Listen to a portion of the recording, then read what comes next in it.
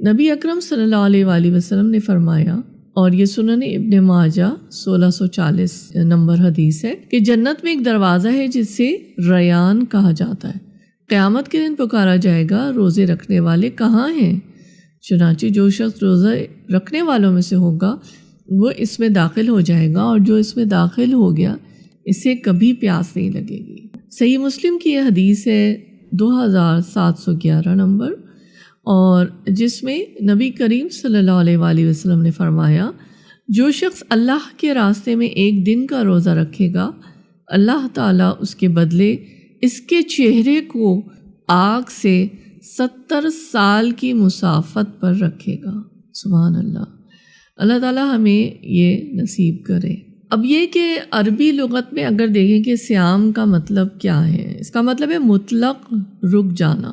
شریعت میں اگر ہم دیکھیں کہ عبادت کے ارادے سے ہم کھانا پینا، فزیکل ڈیزائرز یا اور جو چیزیں فقہی احکامات کے مطابق آتی ہیں، روزہ توڑ دینے والی ہیں، ان چیزوں سے ہم کو اجتناب کرنا ہے صبح صادق کے طلوع ہونے سے لے کر سورج کے غروب ہونے تک۔ اور پھر یہ کہ روزہ صرف کھانے پینے سے رکنے کا نام نہیں، بلکہ یہ انسان سے بہت سی بری عادات کے بھی ترک کرنے کا ذریعہ ہے۔ حضرت ابن الجوزی جو ہے انہوں نے روزے کے 3 درجے بتائے ہیں۔ ایک عام روزہ تو یہ ہے کہ خود کو پیٹ بھرنے اور شہوت سے روکے۔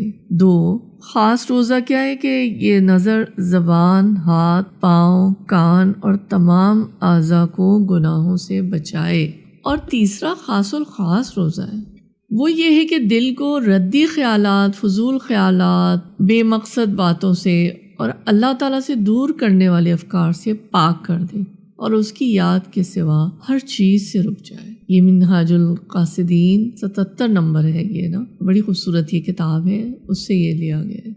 ہم اپنے کریٹک خود بن جائیں، اپنے جو ہے تنقید کرنے والے خود ہوں، اپنا کرٹیکل انالیسس کریں اور دیکھیں کہ جو ہے ہمارا روزہ کس درجے کا ہے۔ کیا یہ روزہ عام درجے کا ہے؟ کیا یہ روزہ خاص ہے؟ یا یہ خاص الخاص روزہ ہے؟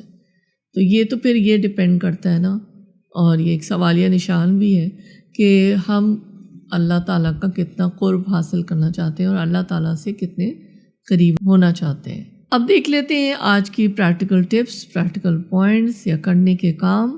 روزہ جو ایک فرض عبادت ہے، اس کو نہ صرف خالص نیت کے لیے رکھیں، صرف اللہ کی رضا کے لیے، یعنی ہر جو تمام اعمال ہیں ان کا جو دار و مدار ہے وہ نیتوں پر ہے۔ یعنی بچے جو ہے وہ پیرنٹس کے لیے نہ رکھیں، یا کسی کے سامنے خواہ نیک بننے کے لیے یا ریاکاری کے لیے خدا نخواستہ، یا آرٹیفیشل جو چیزیں روکی گئی ہیں، کھانا پینا وہ سب چل رہا ہو، تو ایسا نہ ہو نا، بالکل اللہ کے لیے۔ بلکہ میں تو یہ کہوں گی کہ کوئی بھی اگر نیک عمل ہم کرتے ہیں تو صرف وہ اللہ کے رضا کے لیے کریں۔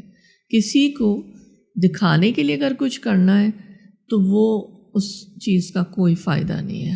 کسی شرعی عذر کے بغیر روزہ ہرگز نہ چھوڑیں۔ پھر روزے کو باطل کرنے والے کاموں سے بچیں، اور چوتھا کہ روزے کی حالت میں خاص طور پر زبان کی حفاظت کریں۔ کوئی اگر غیبت کر رہا ہے، اس کا تو اچھا حل مجھے یہ لگتا ہے کہ موضوع کو بدل دیا جائے۔ کیا یہ کہ خدا نخواستہ آپ کو کوئی غصہ دلا رہا ہے یا آپ کو خود ہی غصہ آ رہا ہے کسی چیز سے، تو آپ چپ ہو جائیں یا وہاں سے نکل جائیں۔ اور حدیث میں اس کے لیے بتائی بھی گئی ہیں چیزیں کہ بیٹھ جائیں اور پانی پئیں اور وضو کر لیں، اور اس طرح سے تو یہ بھی چیزیں ہو سکتی ہیں۔ اللہ تعالیٰ مجھے سب سے پہلے اور ہم سب کو عمل کرنے کی توفیق عطا کرے۔ یہ جو دعا ہے، اللہم انا اسألک علما نافعا وعملا متقبلا ورزقا حلالا طیبا۔